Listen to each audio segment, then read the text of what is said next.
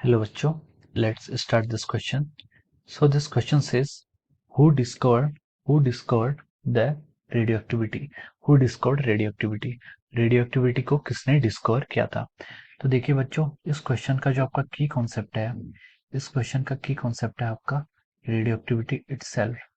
Radio activity ही इसका क्या है, की कॉन्सेप्ट है। तो देखिए इस क्वेश्चन में हमसे पूछा गया है हु डिस्कवर्ड द रेडियोएक्टिविटी। तो रेडियोएक्टिविटी को जिसने डिस्कवर किया था उनका नाम था Sir Henry Becquerel. Sir Henry Becquerel. Henry Becquerel ने ही आपकी क्या कर दी थी, रेडियोएक्टिविटी की डिस्कवरी की थी।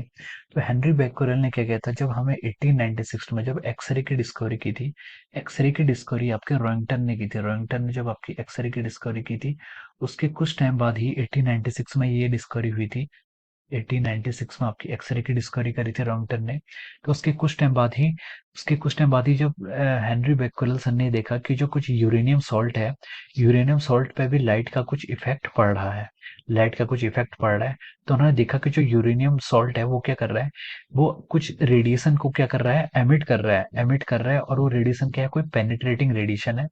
पेनिट्रेटिंग रेडिएशन को क्या कर रहा है, एमिट कर रहा है। तो उन्होंने उस रेडिएशन को जब फोटोग्राफिक प्लेट पर देखा, तो उन्हें कुछ पैटर्न दिखे।